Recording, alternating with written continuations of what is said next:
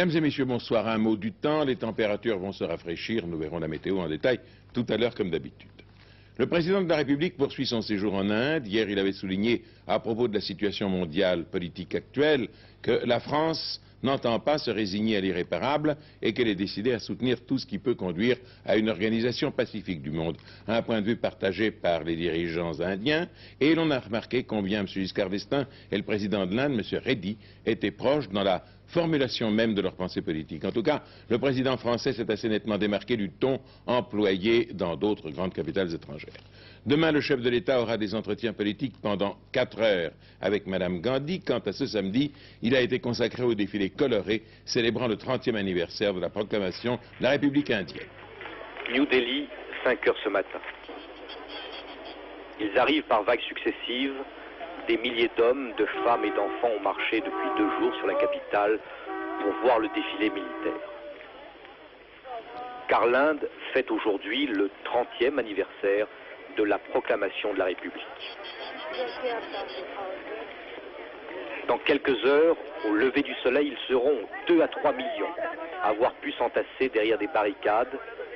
Et selon la coutume, aujourd'hui, et aujourd'hui seulement, riches et pauvres se doivent d'être heureux. Il existe finalement un formidable décalage entre cette population et ce pays, l'Inde, qui est le premier en Asie à avoir possédé et fait exploser surtout une bombe atomique. Formidable décalage entre cette population et ce que nous allons voir dans quelques instants, à savoir un défilé, une armée extrêmement puissante et qui fait d'un matériel très sophistiqué, un matériel que l'Inde réussit même maintenant à exporter. C'est peut-être le prix sans doute très élevé à payer à un pays de ce type, l'Inde, pour continuer sa politique de non-alignement, à savoir indépendante des 2 grands blocs, l'Est et l'Ouest, Washington et Moscou.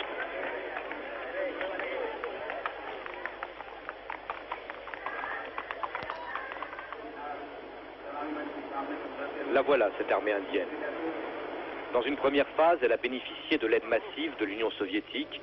Aujourd'hui, l'Inde produit une grande partie de son matériel, des chars, des fusées, des avions MiG-21 fabriqués sous licence.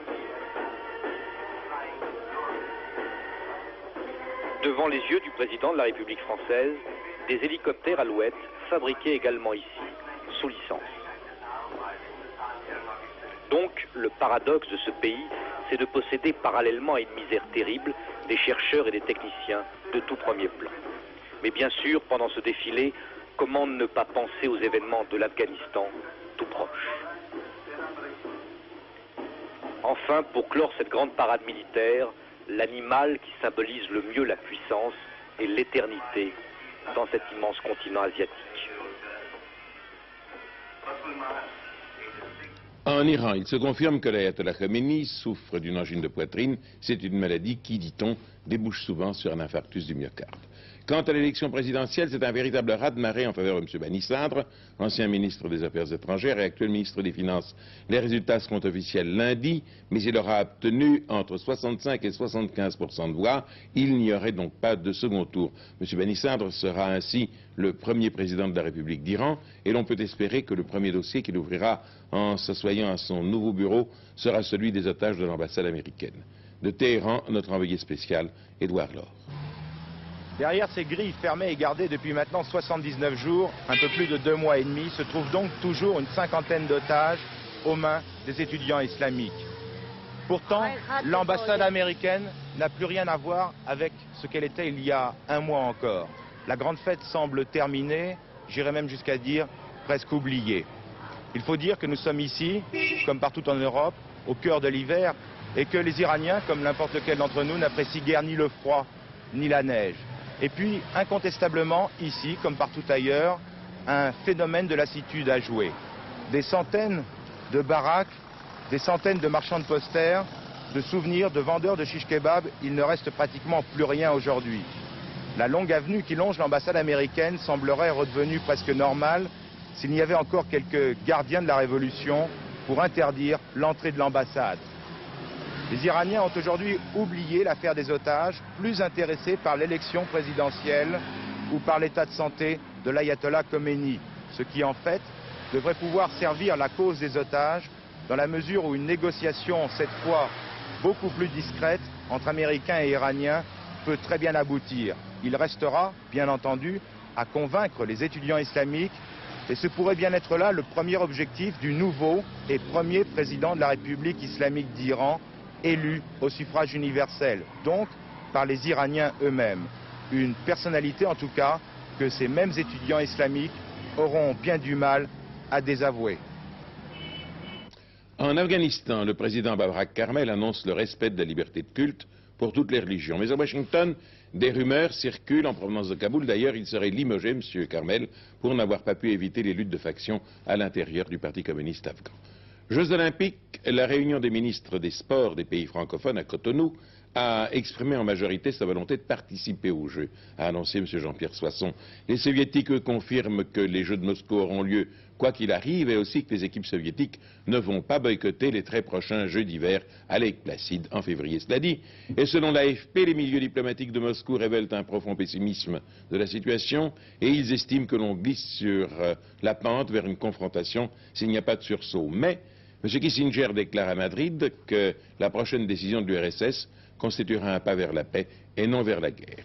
Quelles sont les réactions des leaders de l'eurocommunisme aux informations de ces jours derniers? Voyons d'abord avec Victor Vraman, notre représentant permanent à Rome, la rencontre entre M. Santiago Carrillo, secrétaire général du PCI espagnol, et M. Enrico Berlinguer.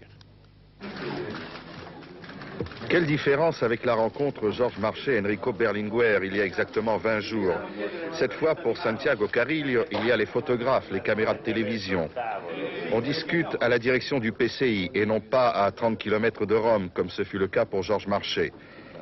Dans un premier temps, Santiago Carrillo minimise le présumé coup d'État qui aurait été préparé en Espagne. Non, ce n'était pas une chose très importante. C'était seulement une conversation qui avait eu lieu entre ce général et quelques officiers, où ce général a parlé qu'il allait falloir faire un coup d'État. Et à partir de cette conversation, c'est qu'on l'a enlevé. Mais le grand problème, c'est l'eurocommunisme.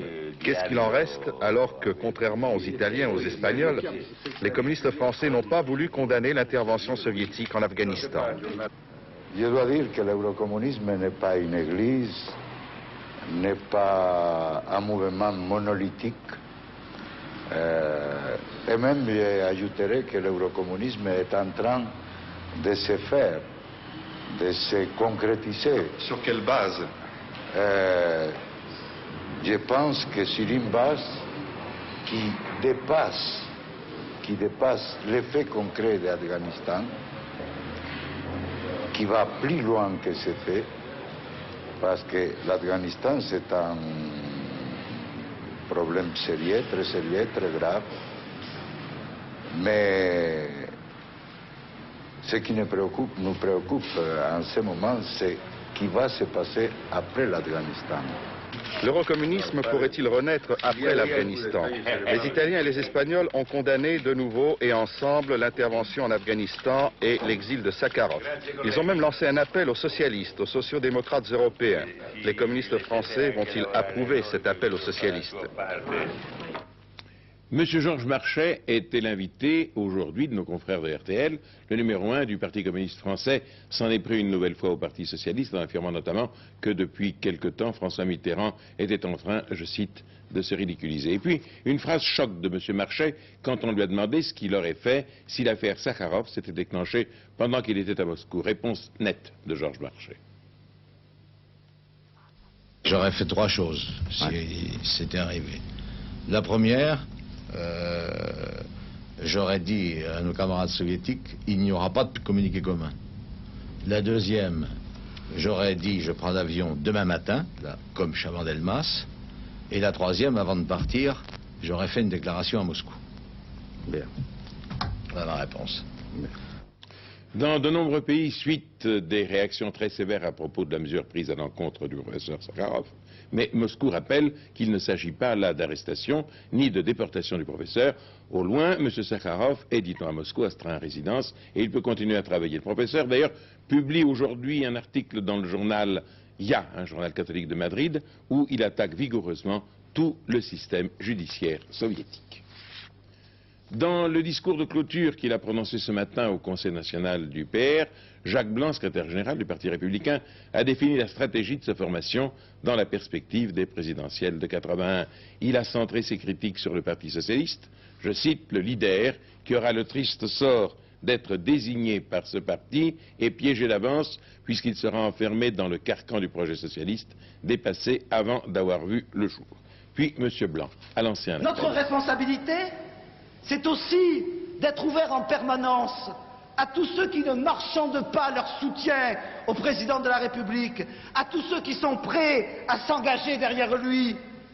C'est aussi de savoir accueillir nos frères éloignés, ceux par exemple qu'aurait déçu le projet socialiste, ceux qu'aurait rebuté la permanence de la triple erreur sur laquelle est fondé ce soi-disant nouveau projet. Erreur doctrinale qui consiste à s'appuyer sur le concept dépassé de la lutte des classes. Erreur politique qui conduit le Parti socialiste à ne pas reconnaître que la vérité est à Kaboul et à maintenir, au-delà des extrêmes limites du raisonnable et du crédible, et pour des raisons purement électoralistes, le principe absurde d'une alliance avec un parti communiste au visage de l'URSS. Une élection municipale très spéciale à Roto, Bas-Rhin, près de Strasbourg. Pour le premier tour, les électeurs avaient fait la grève du vote. Il est probable que demain, pour le second tour, ils feront la même chose, c'est-à-dire personne aux urnes. La population entend protester ainsi contre tout ce qui est arrivé dans la commune, notamment la fermeture récente d'un centre de radiologie. C'était au début de l'année et à la suite de cette fermeture, le conseil municipal avait démissionné en bloc. Un reportage de Denise Boer et d'abord la présentation de la localité par monsieur le maire démissionnaire. La vallée de la Bruche où nous sommes et que vous voyez était avant-guerre et jusqu'à quelques décennies une région très heureuse. Les gens y vivaient souriants, ils avaient le travail. Aujourd'hui est venue la récession économique, récession industrielle. Et maintenant, avec cette hémorragie, on essaie bien de temps en temps de nous injecter un petit peu d'hémoglobine. Je dis un petit peu. Rendons grâce à l'administration qu'ils injectent un petit peu quelque chose, mais de grâce qu'ils n'enlèvent pas ce qui est nécessaire à notre avis. Et ce qui est nécessaire à la population, penser à l'avenir. L'amertume des propos de Guy Schweitzer est liée à la fermeture du centre de radiologie. Situé dans le centre médico-social, il servait à environ 14 000 personnes avec les communes avoisinantes. Sa vocation, le dépistage. Il a été construit il y a seulement 5 ans. Les dispensaires ne se contentaient pas du dépistage de la tuberculose pulmonaire, mais également des cas de bronchite chronique et des cas de cancer du poumon, actuellement en augmentation très nette, et tout le monde le sait. Donc, cette fermeture est certainement inopportune. Il y avait aussi toute la médecine du travail, n'est-ce pas? Les maladies, la détection des maladies professionnelles. Et tout ça était du ressort du dispensaire antituberculeux. À l'annonce de la fermeture du centre de radiologie, le maire et son conseil ont démissionné. Alors, les 1840 habitants de Roto ont déclaré la guerre à l'administration. Dimanche dernier, 1326 inscrits ont boudé le premier tour des élections. Demain, jour du deuxième tour, la population semble une fois de plus ne pas vouloir voter. On a choisi d'habiter ici parce qu'on avait la campagne et quand même un minimum d'équipement. Et ça, c'est un minimum vital, il faut nous le laisser. Moi, qui suis presque du passé, je tiens à continuer à entendre crier les enfants dans la cour des écoles et les voir jouer. Voilà, c'est ça. Et monsieur le maire et notre conseil municipal, ce sont des gens de bonne race. Qu'adviendra-t-il de Roto si demain aucun inscrit ne vote? En attendant une nouvelle élection, ce conseil municipal sera alors remplacé par une commission d'administratifs chargée de gérer la commune. La bataille de Roto peut peut-être faire sourire, mais comment éviter le dépeulement des campagnes si l'on ôte aux jeunes les équipements nécessaires à leur vie? Un mot, M. Schweitzer, le maire de Roto, est le neveu du grand Albert Schweitzer. Vous vous rappelez les événements d'Ajaccio, il y a 15 jours, qui firent 3 victimes, un CRS et 2 civils. À la suite de ces événements, une trentaine de personnes avaient été déférées devant la Cour de sûreté de l'État à Paris. Aujourd'hui, il y avait une journée île morte en Corse, avec un grand rassemblement à Ajaccio. 5 000 personnes officiellement, 30 000 selon les organisateurs, défilent cet après-midi à Ajaccio dans cette manifestation organisée par l'ensemble des nationalistes corses. Ils réclament, je cite, la libération des prisonniers corses, l'arrêt des poursuites, le démantèlement des polices parallèles et la démission du ministre de l'Intérieur et du préfet de la région corse. Toutes les différentes tendances nationalistes se retrouvent donc unies aujourd'hui pour obtenir un statut différent pour la Corse. Des dizaines de drapeaux blancs, le drapeau corse, frappé de la tête de mort, sont dressés un peu partout, mais la manifestation de cet après-midi s'est déroulée sans incident.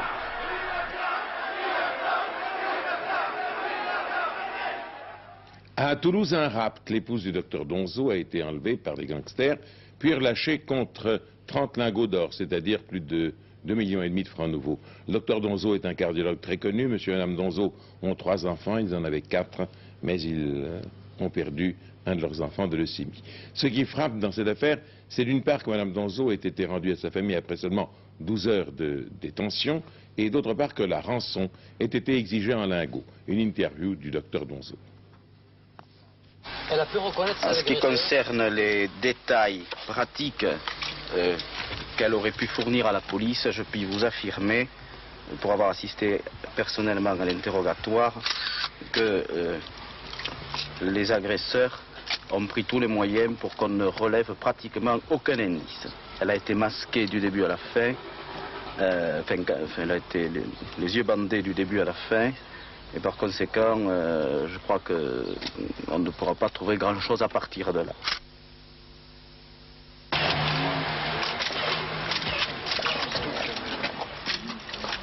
Ça fait pas une photo, ça. Merci.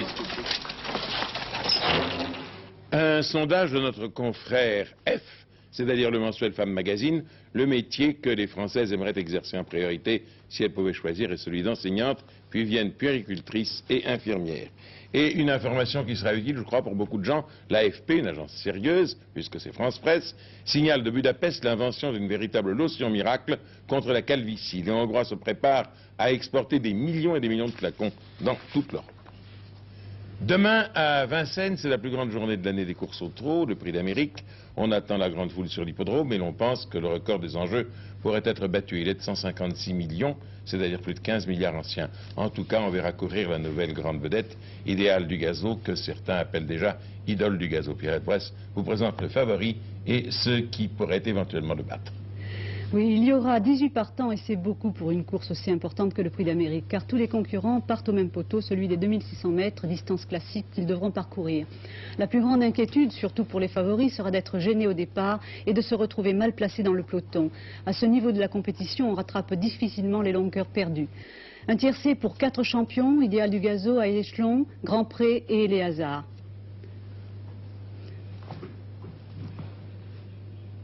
J'attends. Idéal du Gazo, la nouvelle idole de Vincennes, a conquis ce titre à l'âge de 6 ans parce qu'il n'a jamais déçu son public. Non seulement il bat tous les records de vitesse, mais en plus c'est un beau champion. D'un modèle racé, il possède un trot allongé et souple, terriblement efficace, mais avec élégance. Idéal du Gazo a une santé de fer et des nerfs d'acier. Les voitures qui le doublent ne le trouvent d'aucune manière. Les cracks sont souvent très calmes. Idéal du Gazo a toutes les qualités. Comment vous l'avez découvert, Idéal du Gazo? On l'a acheté à 18 mois. À quel prix? 10 000 francs et 5 000 francs à la première course. Et il en vaut combien actuellement? Ah là, je sais pas. Je sais pas. Si on voulait vous l'acheter, combien vous le vendriez? Oh, il n'est pas vente, mais enfin, je sais pas. Il n'a pas de prix? Il n'a pas de prix, je pense. Hein. Oui. Je dois dire que le prix d'Amérique de cette année va être une empoignade, j'espère, entre Aguechelon, mon cheval, et le cheval de M. Morin. Il est vrai que l'année dernière, il y a eu un duel qui a été particulièrement spectaculaire, je crois, entre les deux chevaux. Aguechelon, comment est-il? Alors, Aguechelon est dans une très très grande condition physique, mais il a eu un petit problème qui est assez courant chez les trotteurs, c'est-à-dire qu'il a une sème, c'est-à-dire que c'est une espèce de fente sur le sabot. Du sabot, oui. Et il faut vous dire, je le dis d'ailleurs aux turfistes, que si Aguechelon prend le départ, ce sera vraiment pour gagner. Ilion Briouard et son compagnon d'écurie Grand Pré, vainqueur du prix d'Amérique 1978, que l'on voit ici avec une couverture bleue, seront des adversaires dangereux. Au cours de ce travail très sage, c'est tout de même Grand Pré qui nous a fait la meilleure impression. Pierre-Désiré Allaire avait du mal à le retenir. Quelle est votre impression sur ces deux chevaux qui vont représenter l'écurie Allaire? Eh bien, Ilion me paraît très bien, somme de sa forme, il n'a pas été très chanceux jusqu'à maintenant. Tout l'hiver, on a eu beaucoup de problèmes de piste, on a eu des problèmes de ferrure. Et je crois qu'il va trouver son jour dimanche, enfin j'espère. Et Grand Pré est un cheval aussi malchanceux qui a eu des SEM, qui s'est déféré dans toute Belgique dimanche dernier. Et je crois qu'il est au mieux de sa forme, j'espère. C'est ce qu'il faut pour gagner le prix d'Amérique de toute façon. Sa condition physique n'étant pas toujours idéale, Adolphe Duvivier a souvent été malchanceux. Actuellement, son souffle est régulier, sa foulée dynamique. Cette fois-ci, il est en mesure de défendre sérieusement sa chance. Alors, Jean-René Goujon, comment se passe ce dernier travail de Adolphe Duvivier? Fort bien. Il vous plaît? Bien, oui, oui. Je le crois bien. On dit d'Adolphe Duvivier que c'est un champion fragile, parce qu'il a eu pas mal d'ennuis de santé. Mais c'est vrai. Il a eu des problèmes pulmonaire il y a 2 ans et depuis évidemment il est resté très fragile. C'est pour ça qu'il nous faudrait une piste ferme et surtout un temps très dégagé. Si son driver vous semble très réservé, ne vous y fiez pas, c'est plutôt bon signe. Oui, Idéal du Gazo, favori incontestable, sera ma base. Mais High Echelon, le tenant du titre, lui donnera du fil à retordre. Adolphe Duvivier est au summum de sa forme, il réussira cette année ou jamais. Quant à Grand Pré, je le crois en mesure de bien se défendre. Malgré ses 10 ans, Eléazar sera dangereux, il ne faut pas l'éliminer. Ilion Briouard a le droit de prétendre participer à l'arrivée. Tarok vient du Danemark, mais nous ne savons pas si la piste très spéciale de Vincennes lui permettra d'exploiter ses qualités. Et pour terminer, Jacques Valls sera mon outsider. Ils porteront les numéros 16, 13, 17, 15, 18, 10, 6 et 12. Et vous, Léon Zitrone, quels seront vos favoris? Moi, je ne vous ferai pas concurrence. Je dirais tout simplement que j'ai déjà assez de mal à mettre en tête les couleurs des chevaux pour le direct, car nous vous transmettrons la course demain en direct sur Antenne 2 à partir de 16h20 environ. Championnat de France de football, résultat cet après-midi, Strasbourg a battu Lyon 3-1 et Sochaux a battu Nancy 2-1. En ce moment même, on joue à l'ancienne Bastia et dans quelques minutes vont commencer les matchs Lens-Marseille, Brest-Nantes, Angers-Lille, les résultats au journal de 23h. Et nous allons embrayer avec le Grand Prix du Brésil automobile Formule 1. Aux essais, c'est une Renault qui a réussi les meilleurs temps. En effet, à l'issue des 2 séances officielles de qualification et contre toute attente, Jean-Pierre Jabouille a réalisé le meilleur temps au Grand Prix du Brésil sur un circuit qui s'est réalisé extrêmement sinueux et bosselé. Autre bonne surprise, le comportement de Didier Pironi, qui au volant de sa Ligier a effectué le 2e meilleur temps. A noter que nous trouvons 4 pilotes français dans les 6 premiers au cours de cette seconde séance d'essai. Cependant, il ne faudra pas oublier les Williams de Rothman et surtout celle d'Alan Jones, récent vainqueur du dernier Grand Prix d'Argentine. Vous vous souvenez peut-être que c'est sur ce même circuit d'Interlagos que Jacques Laffite signait l'an dernier sa seconde victoire consécutive en Formule 1. Qu'en sera-t-il cette année? Réponse demain vers 19h.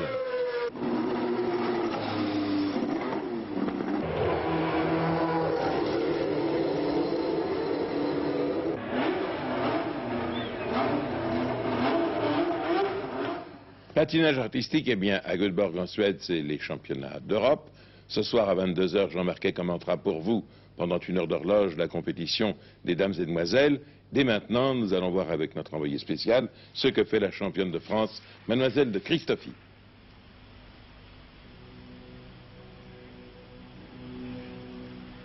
Nous suivons ici sur la piste du Scandinavium de Göteborg la championne de France, Anne-Sophie de Christoffy, actuellement 14e avec le retrait de Denise Millman blessée et de Claudia Christoffix-Binder.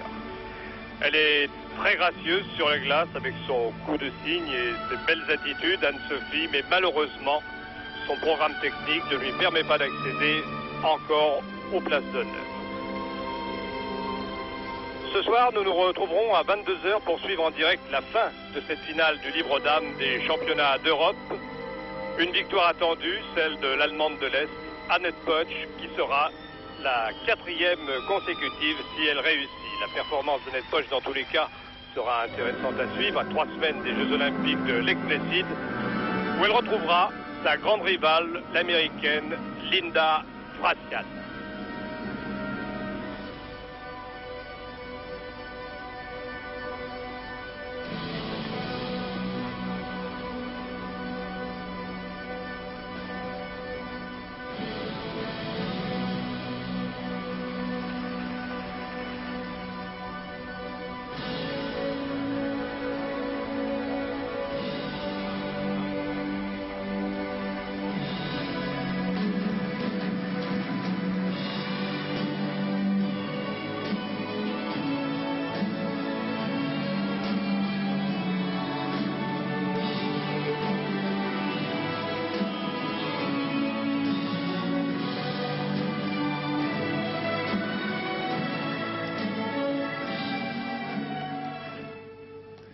Nous terminerons ce journal comme nous l'avons commencé par l'Inde, où le président de la République poursuit son séjour officiel.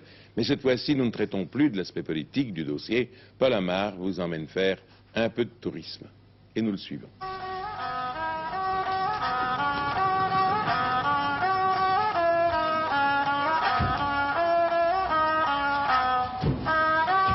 Les agences de voyage sont astucieuses. Elles ont réussi à rassembler en un même lieu, Jaipur, tous les ingrédients destinés à fasciner en un minimum de temps nos touristes pressés.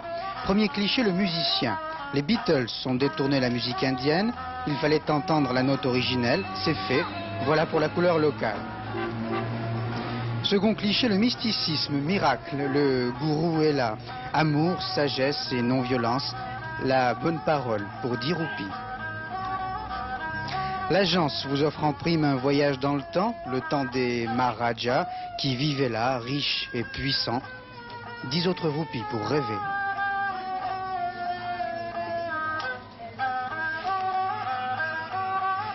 J'allais oublier l'exotisme, c'est important, la forêt n'est pas loin. Mais pas besoin d'y aller, c'est trop dangereux. Tout est sur place.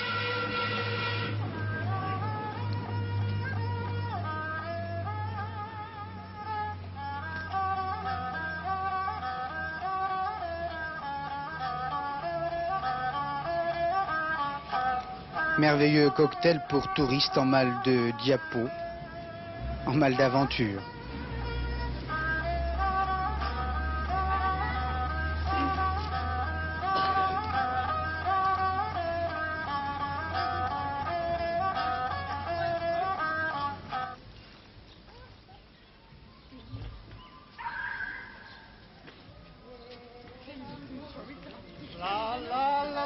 Mais le bonheur des uns fait la tristesse des autres.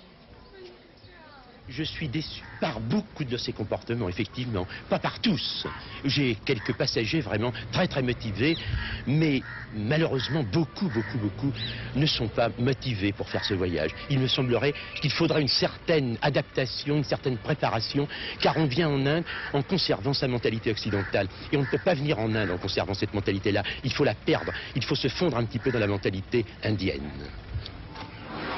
Jugement sévère mais fondé, les touristes devraient en tirer la leçon et savoir que la réalité indienne est encore plus fascinante que les mythes entretenus et colportés.